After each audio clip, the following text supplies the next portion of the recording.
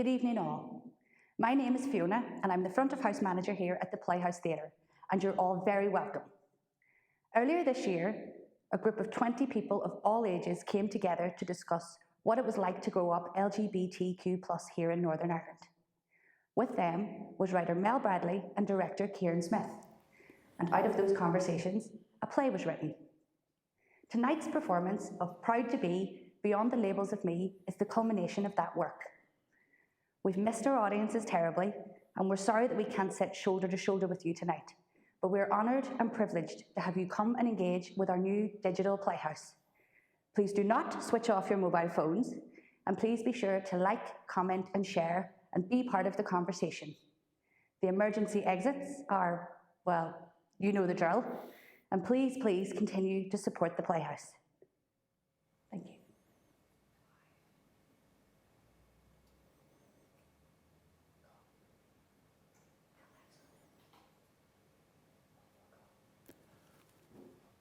This is the year that the world came to a halt. When life as we knew it paused, everything shut down, and we were forced to retreat to our homes. As weeks extended into months, expert after expert gave theories on the impact of isolation on our mental health.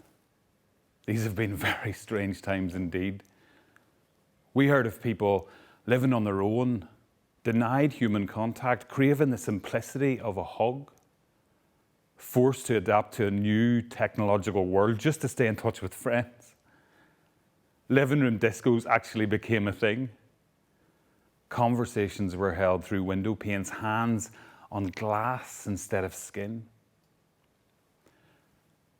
In this lockdown episode, the question I pose to you is, what does isolation mean to the most marginalised in society? When isolation is nothing more than the everyday normality, does a disconnected world seem any different to the one in which you're already living? You're listening to Lives Without Labels, a podcast for the defiantly non-conforming and the curious. I do not have a name. I am not your host. This is not a self-help book or instruction manual. This is a meeting place. You're welcome to share in this journey with me. Pull up a chair, sit down, and let's talk. Lesbian, transgender, weird, nothing outside the prescribed normal, unapologetic, honest.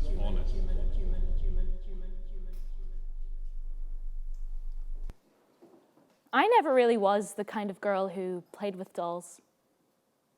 I wanted to be out kicking around with the boys. I didn't really want to wear dresses or pink or have long hair. But you have to play along. Tomboy.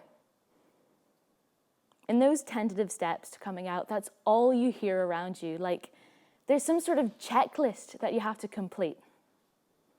The joke coming out was that you'd get your subscription to Diva magazine, a list of acceptable places to get your hair cut, and a toaster. I never was really sure about where the toaster fitted in, but I laughed along with it anyway. And the one about what pet did you want as a kid? A horse or a monkey? Your sexuality determined by pet choice. I didn't want either. Oh, and the coveted title of Gold Star. Have you seen the price of oil these days? I was just saying to my sister and her husband there the other day about how back in April it would have been good if you had the money to stock up on oil.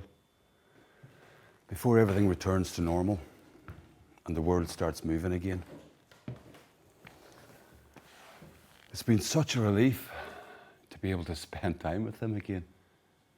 I'd be lost without my family, especially during lockdown. Been back here a few years now, ever since my dad took ill. And with both parents being so old now, well, my mum, she's just not capable of doing everything for him. Not that it wasn't difficult to get her to take a break in the beginning. She's an incredibly stubborn woman. But she does love him so much. It's funny, you know, I thought it would have been a much harder decision to make moving home. But I guess there was a feeling of guilt from all the years I'd been away. I wanted to try and make it up to them in whatever way I could. Payback. I want to see you naked, he said. It was a surprisingly tender moment, and I started to unbutton my jeans. Looking back, I'm not sure how he didn't laugh, but he didn't. He just put his hand on mine, stopping me. Really gentle. I was muttering and mumbling incoherently. I was fucked off my fists. We'd been partying. We partied together, or at least in the same crowd a few times. And I'd seen him watching. Just standing on the edge of the crowd, just watching. But yeah, he stopped me. Finger under my chin, he lifted my gaze to meet his, looked me dead in the eye, all serious, steeped in every fucking cliche going, the tiniest shake of the head. Not that kind of naked. He brushed his hand through my hair, just above my ear, and he looked at me. Like he really fucking looked at me. Like he was studying every single strand of hair, where it was sitting, the color. I don't know. And then he kissed me. Soft. Oh, it took my breath for a second. He put me into bed. I woke up the next day, still with my underwear on. No apparent evidence of having had sex. Confused. Like really fucking confused. How are you supposed to react when someone sees you? Once they see you? Or respect you before you're ready to do any of that yourself? And there he was, sitting with a cup of coffee for me. Fuck, I felt awkward. Feeling like death. And also feeling like I'd been rejected a bit. I don't know. Fuck, there he was, sitting reading the newspaper. Like it was the most normal fucking thing in the world. And all I wanted to do was crawl back up inside myself and die. Have you ever been for a run at 3 a.m.? It's so quiet. The sound of your breath laboring in your chest, feet hitting the ground below, feeling every single step, each impact. Sometimes with music at an almost deafening volume. And sometimes just the steady echoing of feet and the emptiness of the air. The stillness. There's something about the ritual. Decision made, suit up, shoes on, and off I go. I run. I just run. And I keep on running until I can't go any further, and I have to go home. I've no other option available. All fuel consumed, and then sleep. Exhausted sleep isn't the same as running the bath, changing the bed sheets, reading for a wee while, flicking off the lights and slipping down into bliss. Exhausted sleep is my body can't do anymore. My brain won't win. Lights out.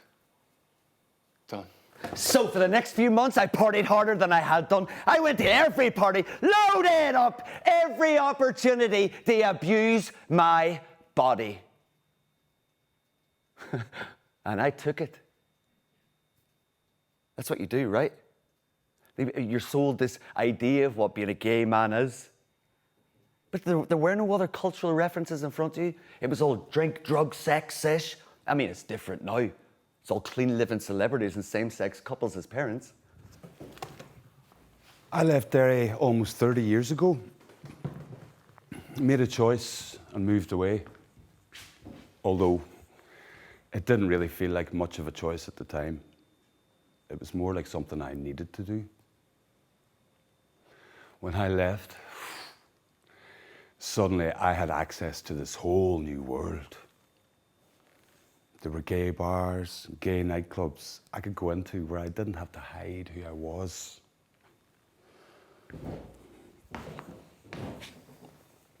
There was nothing like that here. There was a support group though, foil friend.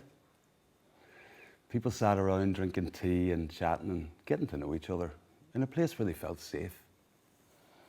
And there was a helpline too, like a listening ear service for those who needed it. I had a friend who worked there. I mean, what does that tell you? If there's a helpline for something, there's problems. And there were problems, all right. People here in the 80s and 90s made the best of things, you know. They supported each other in whatever way they could. All in very small groups.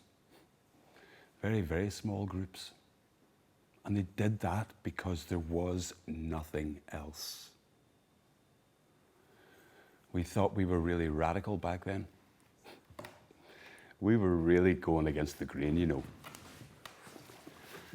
I remember going on marches and being terrified because only a handful of people would actually show up.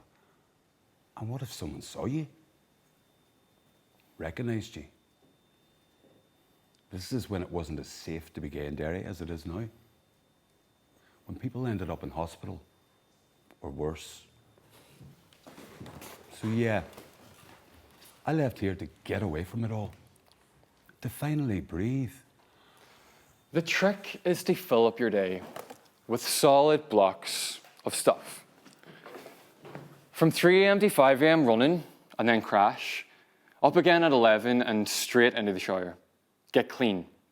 Scrub every single inch. Build a ritual into that. So you don't have to think about it. It just becomes muscle memory. And then coffee, maybe food, although the coffee usually staves off the hunger for a bit. And then if there are shifts available, go to work, be nice, smile. Everything is a joy and a pleasure. People come and go, maybe a bit of chit-chat, clean down and leave for the evening. Now, by this time, it's usually around 7 or 8 p.m. So pick up some food, call and see some friends, talk about art, books, film, a fascinating article somebody read recently and how we're all going to interpret it. Find things to fill the time. Go to the bar. Don't go to the bar. Maybe go dancing. Surely there must be somewhere that has dancing, but only if it's free. Eventually go home.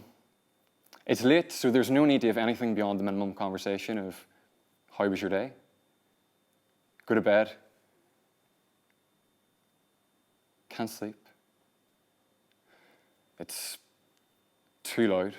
The thoughts are too loud. Create scenarios of wonder what I'd do if this happened. Plan my travel route from one destination to another. Calculate the time that can be spent and how much it will cost per day. So I know exactly how much I have to save. So I know exactly how long I'll have to keep going through the same damned routine. I'm not proud to say that I'm gay.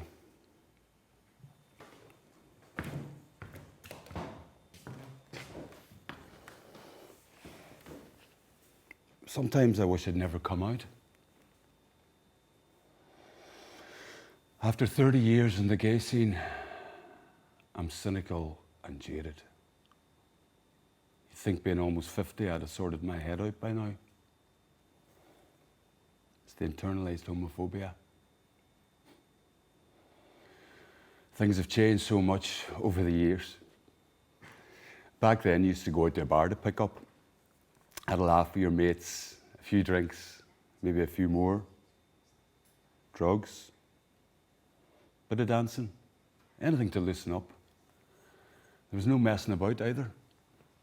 If you liked the look of somebody, you were straight over there. You'd know within seconds if you liked them or not. And if you didn't, well, you just moved on to the next one. And that just repeated itself all night long until you found someone you wanted to get off with. Good times. These days, it's all sex apps, like Grindr. They came along and destroyed the bar scene. I know of so many places that have actually closed down because a lot of gay men just don't have the need to go there anymore. It's like ordering a pizza. Take out sex, refine the search, tick the boxes, and voila, he's at your door. And well, I've just got to the point now where I don't want a casual thing anymore. It might have suited me back then, but not now. I have a fair few decades left in me. I'd like to meet someone special to spend that time with. My ma says to me the other day, you know about reaching a certain age and how it becomes all about funerals? The people you knew, went to school with, grew up with, worked in the factories with, once they start dropping off, it's just a spree. I mean, it was an off-the-handed comment. I don't think she meant anything by it, other than her general morbidity. The woman reads the obituaries like it's a fucking TV guide, but she caught me off my tracks. I don't know, I was making a cup of tea, and I paused, and a sudden chill hit. That's what my life was like in my 20s. Just watching friends die. Not from anything old age related. GHB and crystal meth. You know, each time I'd feel the shock of another friend gone. And make resolutions to myself. And then go and get even further fucked off my tits, just so I wouldn't have to care too much. Avoid each other most of the time is everything I've ever wanted to reject. Provided for me my whole life. I'm sure he loves me in his own way. I mean, he paid the bills, put food on the table, clothes me back, give me a base to come back to whenever I need it, and being the exact model for how I don't want my life to ever be. My emotional compass. And it's hard. Because it's pity that I feel, not empathy. Because I don't know what it's like to be that void of emotion. And I've tried over the years, questioning him, trying to get beneath the surface of what I saw was this impenetrable armor. If I could just find the right chink, then the light would come streaming out of him. And we'd hug, tell each other how much we love each other. He'd say he was proud of me, that I'm important to him. Not just some responsibility that he had to carry, but somebody that he wants to get to know. I want him to want to know. But the harder I've tried, the harder he's clung on in desperation, and I see it. White-knuckled, fingertips digging in, beads of sweat, so afraid of it all splintering and him being left exposed. And as much as I want him to feel that vulnerability, I don't think I could actually force him into it. Like, I'd be the one responsible and not really knowing how to pick up those pieces. Not that he'd ever let me. Don't get me wrong, this is not some self-indulgent pity party. I just wish I had better tools to be. You know the first time I had sex with another guy? I was 16. So this is in the late 90s. Rave culture was thick. Drugs accessible. We were all on ease. Well, actually, it was my first time trying ecstasy. First time having gay sex. First time experiencing an orgasm. And that was it. Cemented the ultimate escape. I mean, you tell yourself it's a high that makes it more enjoyable, you know? You experience sex in this really euphoric way. It's like freedom, emancipation in a higher place, kissing God. It's a fucking joke, really. And I'm not going to apologize for who or what I was or what I got up to, how I bastardized the notion my mother had of me. She ain't stupid. I was away from home at uni. I rarely called. And when I did, I'm not even sure how sensible the conversation was. I didn't come home, not for years. not at Christmas, not at summer. I was making my mark. Young ones these days, I find it all so confusing. I mean, I know of a 5 or 10-year-old who's out as gay. A 10-year-old. Mind-blowing, isn't it? And his parents were fine with it. They knew themselves. When you think about it, for the first time, we have an entirely visible generational set, from children to pensioners, of LGBT people. Think of the learning in that. I mean, there's some things I just don't understand about the younger generation. I think it's okay not to understand. I don't think I should feel bad or guilty about that. It's just that sometimes when you're part of the LGBT community, you're automatically just expected to understand everything, to support it all and be okay with it. But that's just not the reality. I mean, I think it's great that young ones can label themselves how they see fit and be, this is me and that's that. But there's some things even I can't get my head around, like the amount of labels. There's so many. Things I never even thought could be a thing. Maybe it's down to my lack of education or information, or maybe just not having enough conversations around it. But things like non-binary, I don't get it.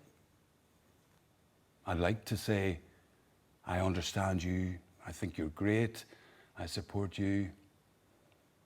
But right now, I would be lying. I hope it changes. I'd really like it to change. You know, I'd like to sit down and not necessarily have it spelt out to me, but just to find out why it's so important to them, what it means to them. You know, sometimes I feel like how those older straight people must have felt when we were all coming out. Antiquated. I mean, when I came out, there weren't even bisexuals. I'm sure they existed, but they just weren't very visible. And nobody actually said they were one. And if they did, it was usually at a party, and it was fueled with an enormous cocktail of drink and drugs. I fell into drugs because it was freedom. We were all equals in them dance floors. There was no like stratified level of who was better. I felt like it didn't matter that I didn't fit into any category. I didn't care what pronouns people used. Jesus, I'd answer to he, she, it, they, queen, whatever, dancing around most nights in a tutu with a beard. But most of us were gay or bi or just didn't care. All unconfined, all out of our cages, but all out for a good time. And sex and drugs, well, they kind of just went hand in hand. You know, it's funny. To have a connection outside of this bubble of existence, and the only sort of real connection you do have is in this really uninhibited way, you know? I'm not even sure you could class it on a physical level. It's like it's somewhere else. It's like your body is dancing or moving, it's rhythm. There's an outside feeling, you know? It's not like that, raw, I want to fucking jump the bones of you right here, right now sort of thing. It's more like you're all these pretty colors or atoms or something, and well, my pretty colors or atoms or something, they kind of want to mingle. The sensation of touch, oh, it's like electricity. It's a drug in itself. He's always been so principled. Like, never wanted us to get caught up in all the bigotry, us versus them mentality, orange over green. We were all equal. He saw enough of that damage and didn't want us to have to experience any of it. But of course, that equality only went as far as sectarianism. But being gay, well, that was a completely different field of reference altogether. Don't ask, don't tell, don't show, don't display. Keep it to yourself. And this queer word, I know I'll never get my head around that. I don't see how reclaiming this word can make it any better, can erase all the shameful past. Every time I hear it, it just takes me back to the vicious name calling, because that's what they'd hurl at you. Queer boy! It was always one of those words that was just so full of hatred, even in its construction and the way it fits in the mouth and the look of repulsion it creates on someone's face when they use it. Queer. And it breaks my heart a bit. Every time I hear a young person use it on themselves, I want to take them aside and just find out why they want to call themselves something so horrible.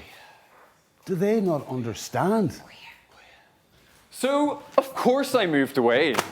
I mean, how do you be queer if you've got no idea of what queer's supposed to mean?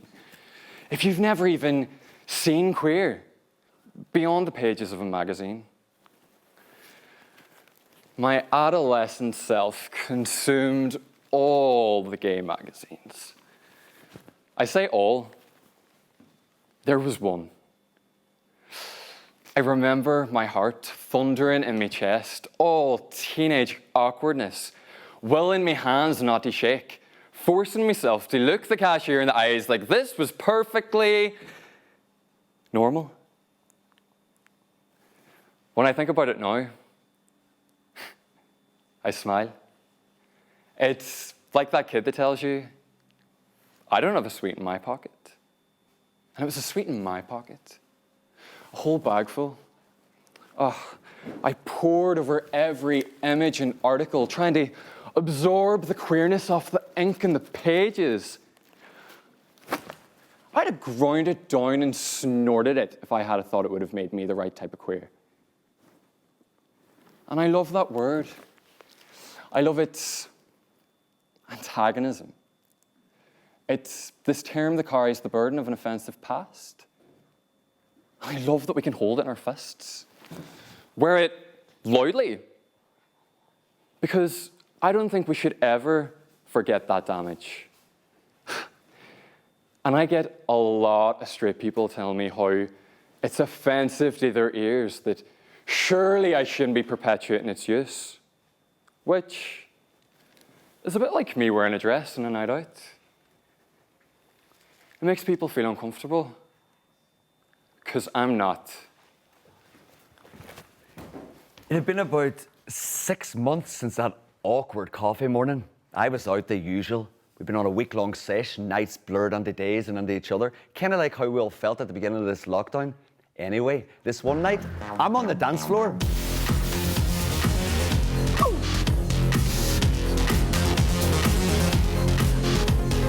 Inhaling the music. Woo! And the sweat.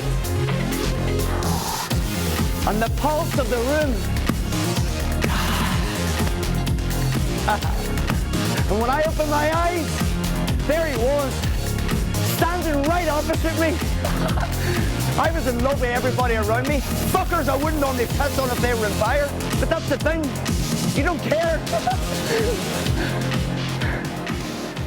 I'm not entirely sure of all the details of how I ended up back at his, on my own, in his spare room in my underwear. But that's where I found myself.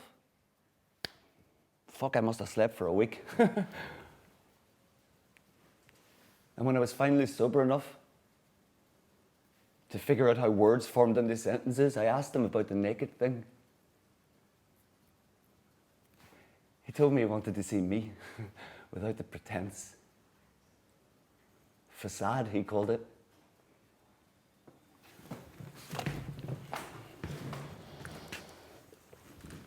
When I moved away, the decision came down to either live close to your family or live as a gay man. When I moved back, I felt like I was putting my sexuality into a box and sealing it up and putting it in storage. The confirmed bachelor. Don't get me wrong, I'm okay being on my own. I think I've always been okay self-isolating. Sure, I have my parents to keep an eye on anyway. It's just, sometimes I feel like there was a whole life denied to my generation. You know, things like giving blood. I know they've lifted the ban now, but as a gay man, I would have to abstain from sex for a full year just to give blood to possibly save somebody else's life. Another thing was no hope of marriage. I mean, I certainly never thought I'd see it in my lifetime here in Northern Ireland. And family, having children. Again, now it's okay to adopt. Even a single gay man can adopt, and that's great. But by the time it was okay, sure, what would I be offering a child at my age? It'd be far too selfish of me to even think about that. Although, I do think I would have made a great dad. Sometimes I find myself thinking about his eulogy. I mean, once you get past the death bit, and what that would feel like. I've tried to imagine the outpouring of grief that I'd experience, sometimes in the shower. Try to feel all the pain, all at once. That convulsing crying that happens when it heaves from your core. And I wonder, is it that I'd never get to say to him all the things that I want to say? That there'd never be a chance for him learning to listen? Or is it because that would be it? Confirmed. I'd never get to hear the things I desperately want from him. And then there would be the family together. And sure, what do you say beyond, he was a good man? What do you say about men of so few words? And how do you talk about somebody in a loving way when all you want to say is how angry you are and how guilty you feel?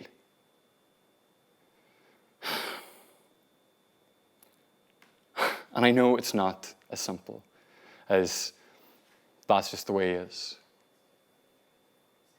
And I know he carries all the weight of the words never said to him. That same fear of rejection from the people that are supposed to just love you. When unconditional love, as shit as that is, as meaningless as that is, when that's not even there. When the people who are supposed to show you how to be have no idea how to do that job. What else can you do but build up armor?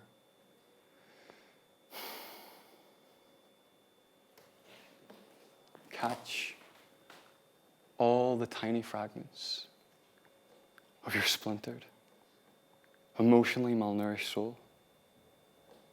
Stick it back together with no idea what it should look like. Like a jigsaw puzzle with no edges or picture to go on it. And well, I just wish I could give him the picture.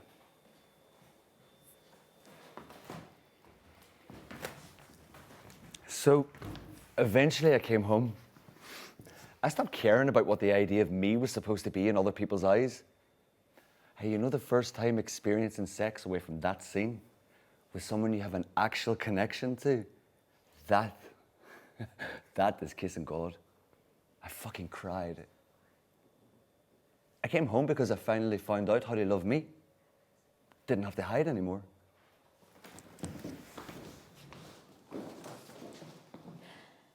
It didn't matter if you loved pink as a kid, or if you still love it as an adult, or whether you played with dolls, threw yourself in the makeup box, and came out coated in glitter.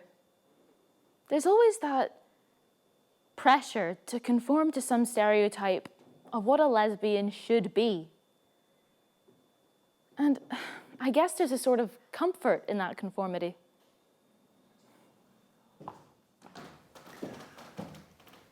If you've never found a way to be connected, if you're naturally introverted, can you be out and proud by staying inside your head? We attach labels to ourselves and to others as a way of marking out a path towards connection, a way to fit in. But what if the labels are no longer fit for purpose? Creating new labels? Does that add to the burden of the weight we already carry?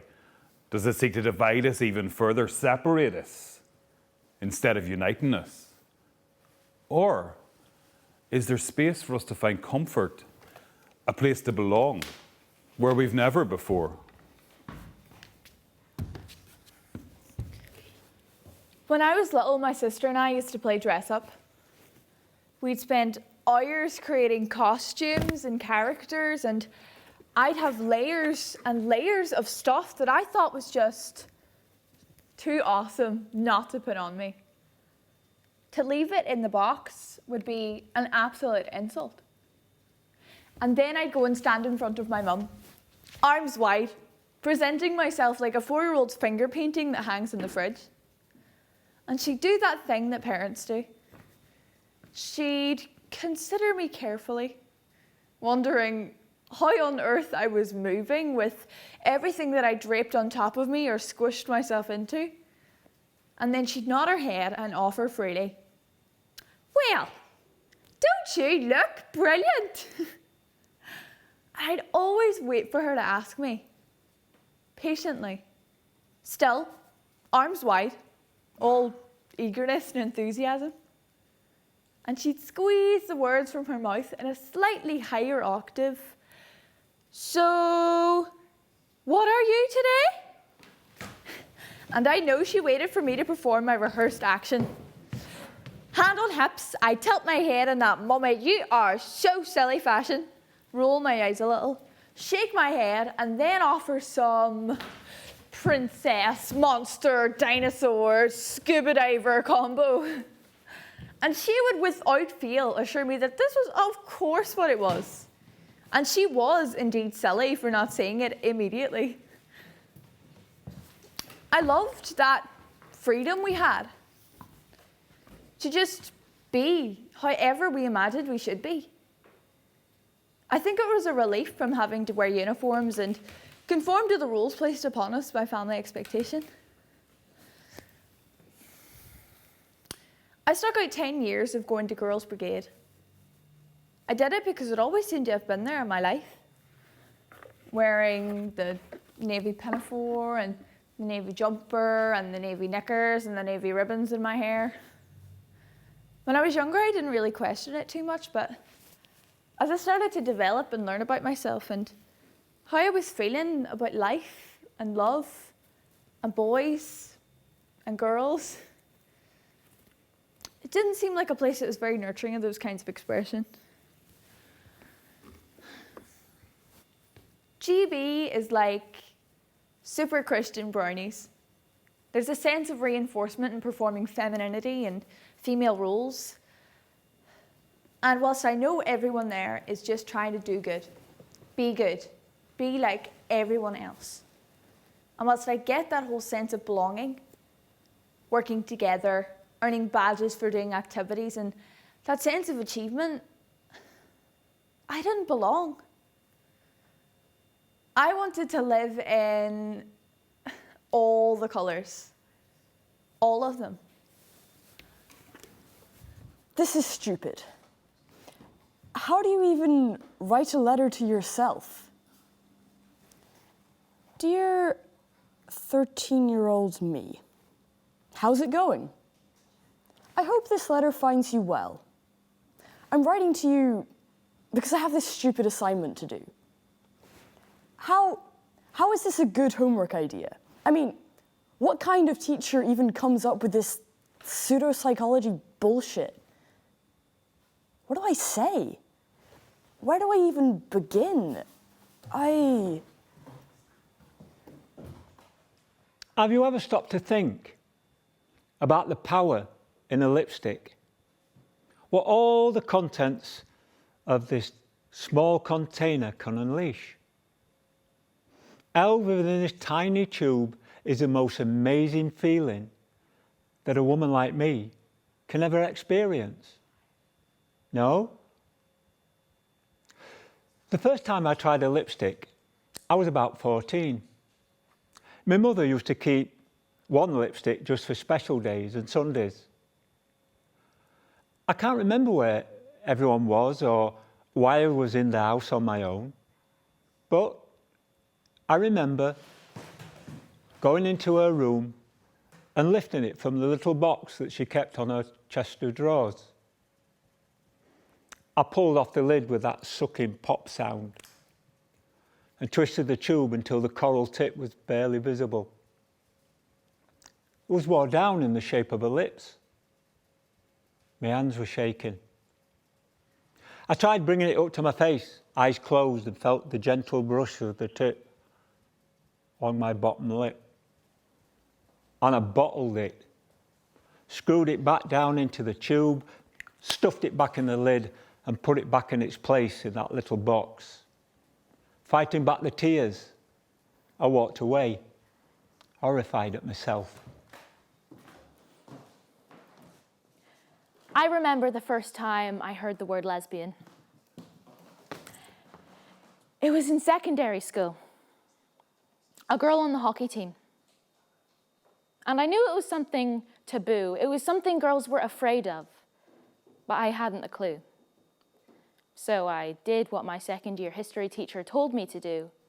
I looked it up. I wasn't any the wiser. I knew that she was definitely a native of Derry and not an inhabitant of the island of Lesbos. Still, from that day, the word lesbian and hockey player became inextricably linked in my mind. Turned out she was gay. And years later, I realized I had a bit of a crush on her. I loved the confidence she had. It was untouchable, not begging for the attention of the boys. She never grumbled about the rain or the bruised shins. She was fearless. I remember watching my daughter grow, all the development stages she went through. I think I overcompensated with her a little bit. Every doll she liked the look of, I worked my hardest just so I could give it to her. Watching her move through school, navigating all the problems of her teenage years, rebelling against girlhood, discovering feminism, being angry at the world, angry at men. I tried to be a good parent. I tried to answer all the questions, be there and share with her as much as I could. I tried to be a good daddy for her and a mum. All the times going shopping with them, being asked my opinion on the clothes that they were choosing. Having to be in that duality of not being in there, having those same experiences. Instead, just stood on the outside, offering, yeah, that's nice, love, at the appropriate moments. It was years after that. I must have been 18 at a party with my sister, and there she was. I walked into that room, and my breath caught in my chest. My heart stopped. I was awkward, still figuring myself out. I knew it all along, but I wasn't really ready to know. After she spoke to me that night, all I could do was smile. I remember the day that my daughter sat me and her mother down. We were arguing all the time. I wasn't communicating with anybody. I'd locked myself away. I was so depressed. All I could think about was trying to find the escape hatch. I'd always been this sort of ultra macho man, overcompensating on that as well, I suppose. And here I was, disintegrating. We sat in the kitchen, round the kitchen table, with a pot of tea. I was holding my cup, staring into the blackness, searching for the bottom. My daughter's voice got so serious. She sat straight back and put her cup down. Said what we were doing to each other was horrible, and if we weren't careful, we'd destroy each other. Then she paused, took a deep breath, looked at me, and asked me the question that I'd been dreading my entire life. Are you going to transition? 5 words, that's all it took. In that moment, I felt the greatest relief, but also the greatest fear. I'd heard all the horror stories about trans women, about the abuse and the torture inflicted upon them and their families, the discrimination, and the utter disgust that people felt towards them.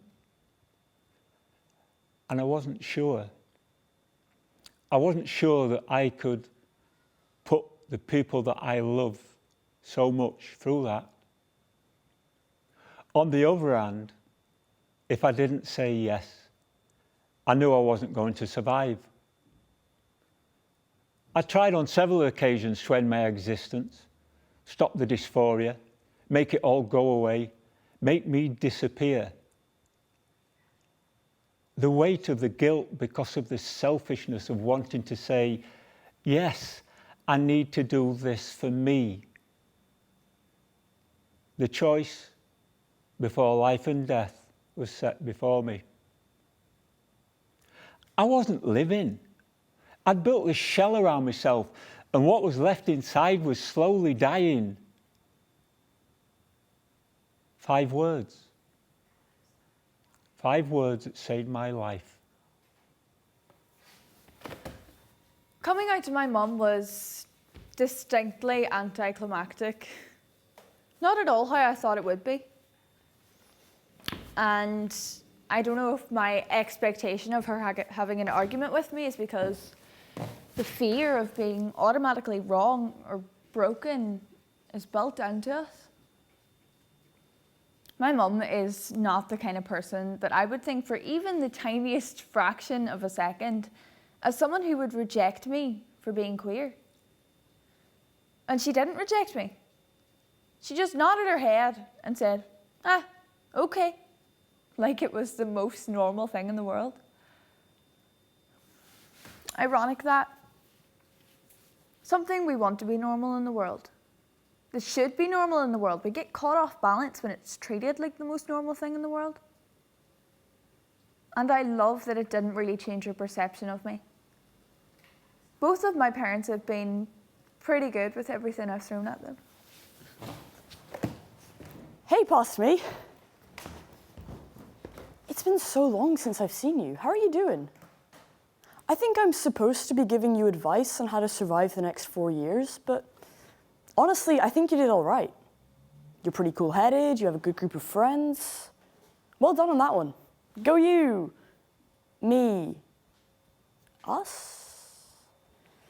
I'm struggling with this, if I'm honest. I mean, don't pick at spots. It's not good. It's probably one of those inane tips I'm supposed to pass on. So there, don't pick at your spots. They'll clear up, give them a chance.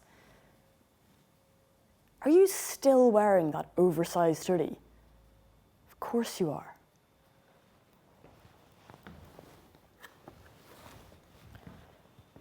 For the record, it doesn't cover up who you are.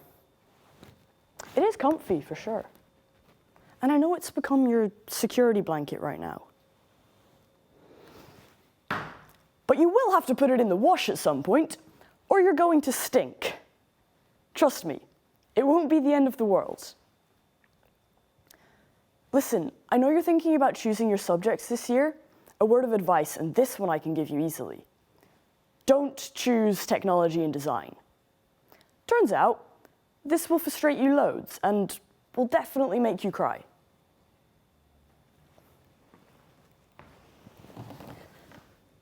Don't be so hard on Sophie. She just looks up to you right now. You were also that annoying when you were 8. Hard to believe, I know, but I think this is something I'm supposed to tell you, so there you go. Don't be so worried about your music taste. It's awful. You're 13, it's okay. No one expects you to be cool at everything. And don't worry about the possibility of romance. It will happen. Give it time. Give yourself time. Don't be in such a rush. You need to figure out you first. I guess I should tell you not to be so eager to fit in. If you try a little less hard, people will accept you for you. And if they don't like you, that's okay too. What is it Gran always says? It's none of your business what other people think of you. It'll take you a while to fully get that. I'm still a little unsure. But it seems like a decent bit of wisdom to point out to you. And you know, you're a nice guy. Stop pulling that weird shocked face. Let the bullies go. They're not worth it. Be honest. You can't argue with honesty.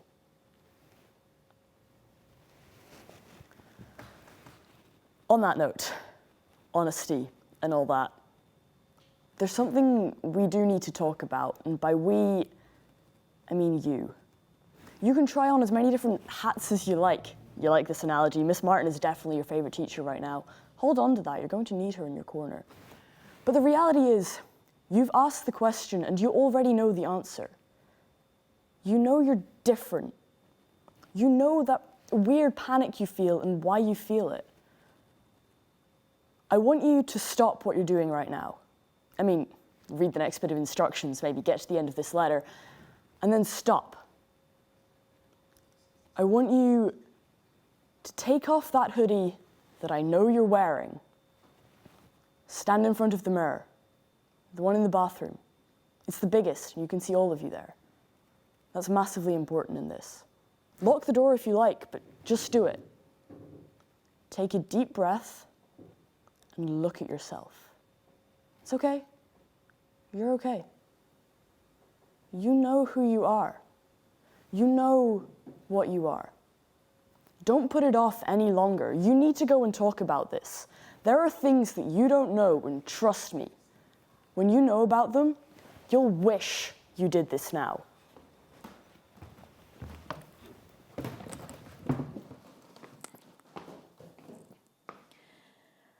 I was never that girl that dreamed about her wedding day.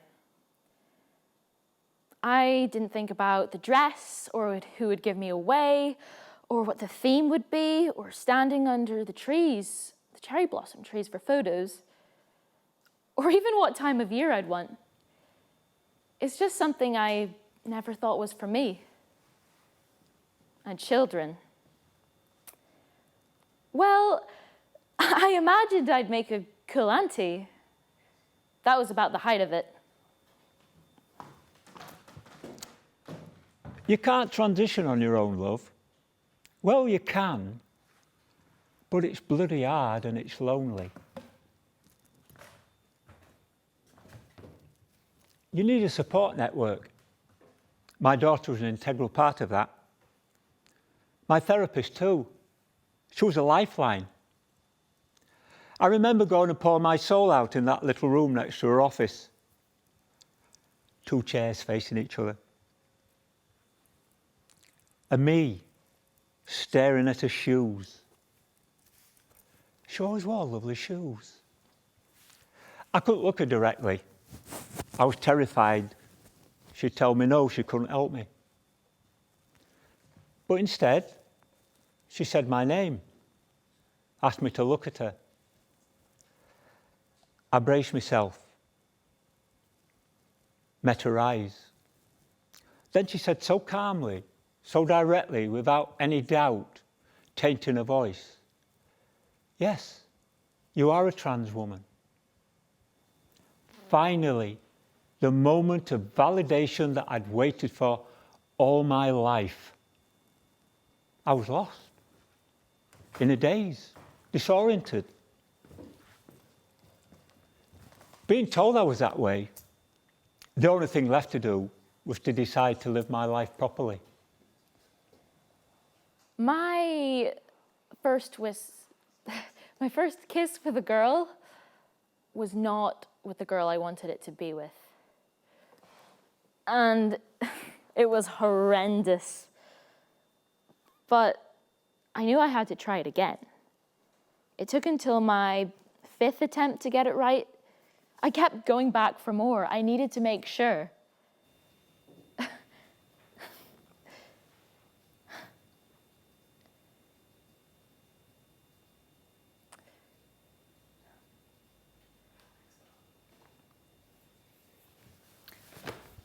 I started with changing the colour of my hair and then cutting it. Then trying to make myself as androgynous as I possibly could. Coming out as queer was one thing, and exploring attraction and finding a path that allows that to flow. Finding people that are like you. Talking about how they are. Discovering more and more about all the possibilities of how I could be. All of a sudden, there's this whole world of ways to not conform to all the things you're told you should be, just because someone else decided for you what you were going to be. Hearing the words, non-binary, for the first time was like someone had presented me with this gift. It was weird learning about something, and the more and more that was revealed, the more that I realised that I was a part of that. That was me. I could wear all the colours, all of them. And I did. Bathed in a rainbow and declaring firmly to the world, I'm non-binary, I'm queer, this is me. And whilst we're here, this is my new name. This is a name I chose. And here are the pronouns I'd like you to use.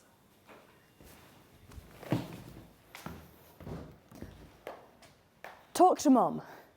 She's going to be great. She loves you, and that won't change at all.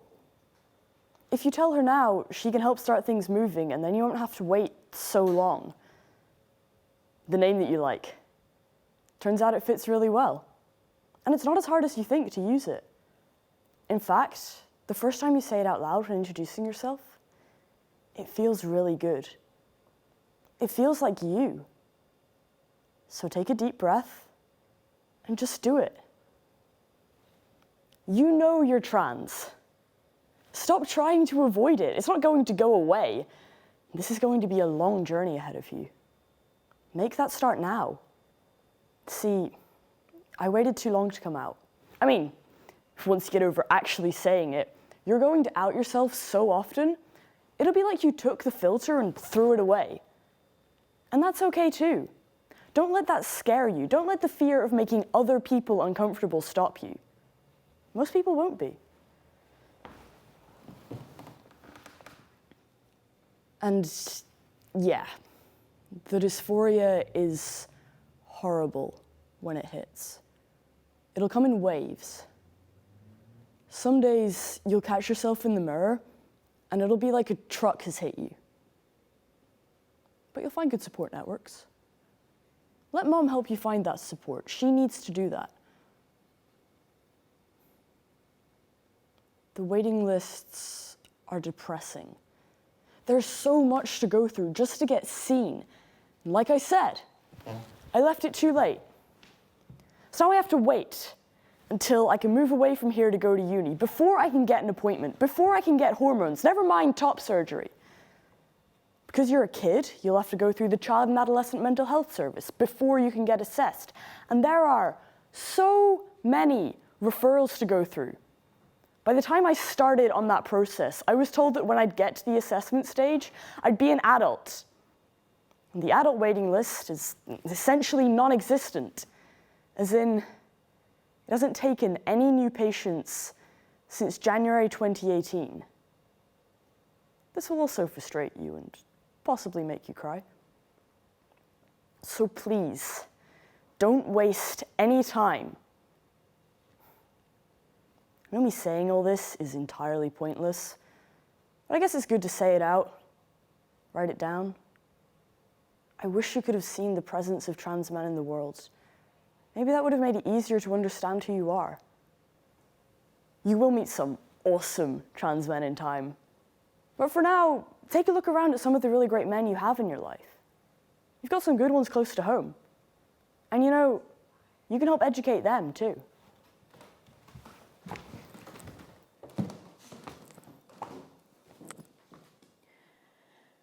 Which one's the man? There's this expectation that you'll be good with a power tool and flat pack furniture. But you're not allowed to be too butch. You almost have to unsex yourself in order to be acceptable, palatable, unthreatening. Femme girls are the ideal girlfriend. But they get so much abuse. Lipstick lesbian, listening to women say how they don't really like makeup because they don't want a male gaze, that the clothes you choose dictate who you're dressing for, never yourself. We learn to vehemently reject girlhood as something that is to be ashamed of owning. And we all learn the lessons we never wanted to learn. Man good, woman weak. Don't get me wrong, it hasn't all been plain sailing. Getting friends you thought would support you tell you that they've known you as one thing for so long and they're not going to get it right, so what's the point? Or telling you that being non-binary just isn't real. By rejecting conformity to the construct of what is male and female, and it is all constructed. Like there are trans people who don't want to present or perform to some hyper-idealized version of the gender that they know is theirs. Like just because someone's a trans woman does not mean they're going to try to fit themselves into the archaic expectations of what women have been fighting against. Gender identity and gender expression are not the same. These roles that are deemed as traditionally one thing or the other, clothes that are labelled as masculine or feminine, it's all bullshit. I just want to wake up in the morning and to put on something that fits and that I like the look of, and for it to just be clothes, not ladies or gents. I don't want to be asked, are you sure you're not just a girl? Because I like feminine things too. I like makeup. I like feeling pretty. If I want to wear a dress, I don't want to have to balance it out with something masculine. My body is a canvas and I get to choose how it looks, not society. I don't want to be sexualized, treated as an object, because that's what we do to girls. In the same way that toxic masculinity makes it so hard for men to express their femininity.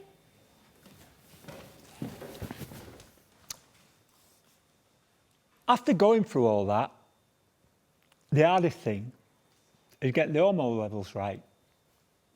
HRT, my goodness, it's amazing. Now, if I wanted to cry, and believe me, I have my moments still, I could. You've got to move slowly through all the stages of transition, and it is slowly, until you're there. And I am there. I've done all my transitioning. I have a transgender history, and that I will not deny. But I'm also a woman. I remember for a long time afterwards that I used to walk around with a rape alarm in my handbag because I was terrified. I was and still am suspicious of every man that gives me a compliment. I'm not very good with compliments. I remember meeting my brother's wife after becoming me. I've not seen her in years. She said my name, my real name, and said I was beautiful. It was a strange mix of feelings, and I know that's down to me.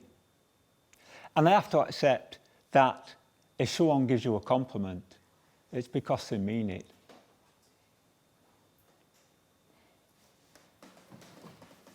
What do you do? It's not really sex you have. You can't really have sex. As if being lesbian gives this automatic door to intrusive questioning.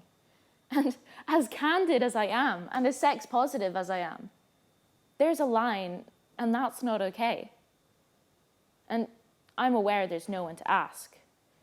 But a curious young woman wanting to find out information about how to enjoy sex with other women, it's a completely different thing. Because where do you go? Not even straight people talk very openly about women enjoying sex. What hope do we have? Buying my first dress. Actually, going into a shop, buying a dress that was just for me. I didn't go into the changing rooms. I still don't do that. Growing my hair, getting it styled, trying to find the right foundation, the right shade of lipstick. The first time wearing makeup and the new dress that I'd bought. The new bra that I'd had to buy because I totally underestimated just how much my breasts were going to grow. Finally stepping out into the world as me. First I'd had permission from my daughter, then permission from my therapist. Now it was my turn.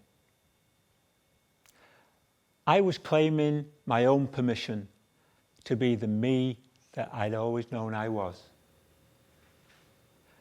My ex-wife wasn't so okay with me transitioning. And I completely understand. I don't and never will hold it against her. She went into our marriage with one set of expectations, and I could, well, never give her those expectations. Choosing my name was an important marker. My dead name wasn't asked or given any input into how my identity was going to be formed. The dressing up box was a place of freedom from the outside world. Parents, grandparents, other family, GB, schools, doctors, dentists, anyone who encountered me, they all got to decide who I was. Giving myself a new name was me, giving me permission to rebel against conformity to a gender that I didn't feel was entirely right. I want those lines to be so blurred, they're barely smudges, and anyone can decide to be any way that they want. For the record, my pronouns are they, them. Thanks for asking. I remember visiting my daughter after I'd gone through all my treatment paths and I was finally me. We were sat having lunch, chatting about the kids, my grandkids. Then she stopped mid-sentence, looked at me and said, "That's a really nice lipstick on you. Brings out the colour of your eyes." And then just continued as though she'd no idea what she'd said and what it meant to me. I just laughed. Said, "Thanks, love." Like I said before, I've done my transitioning. I am a woman. When I started writing this, I thought it was a stupid idea. But I guess I see the point now. 13-year-old me, you're going to be just fine. You're going to meet some incredible people, and there will be times you laugh so hard, juice will come out your nose. And there will be times when you cry, soar, get really angry at the world and how unfair the systems are. And then there will be times when the simplicity of friendship is the most important thing in existence. you're going to discover that there's a whole list of identities you never even imagined. That you'll find ways of saying, you know this thing you feel? I feel it too, and here. This is what it's called. It's okay. Enjoy that discovery. Most importantly, though, wash that hoodie. Please. It'll make Mum smile. See you in 4 years' time. It took me a long, long time to realize I didn't have to reject femininity, become masculine in order to protect myself. I wish I'd known that what playing with dolls taught wasn't a weakness. It's how I learned empathy. If you never see yourself in the world, or the only images that you do see of yourself are distorted and misrepresented,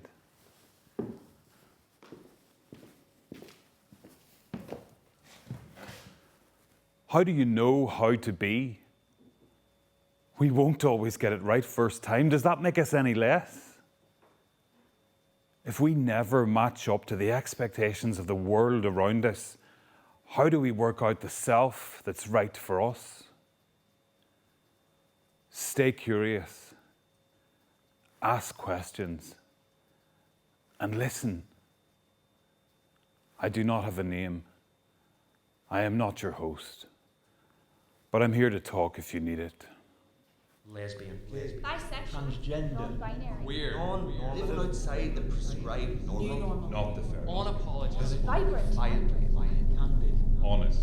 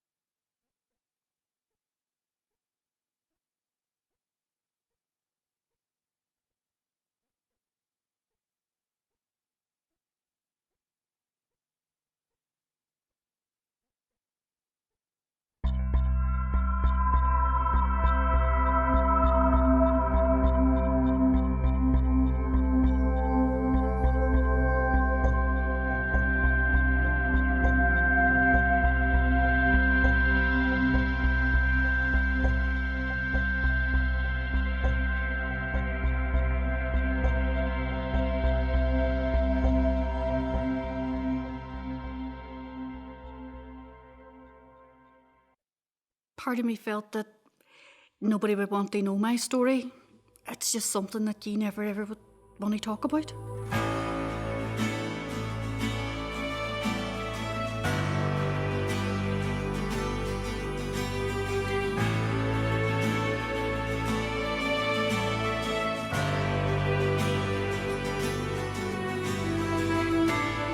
I'm the sister of a wonderful young man who was killed in a bomb in Belturbet at the end of 1972. I remember thinking, these are my people, but I don't want to be part of this. I remember having a dread in me that I would be sent away. That would have hurt me more than a rubber bullet. Music brought me joy. In fact, it's fair to say that music changed my life. We'll meet again. The human spirit goes way beyond. This isn't all there is.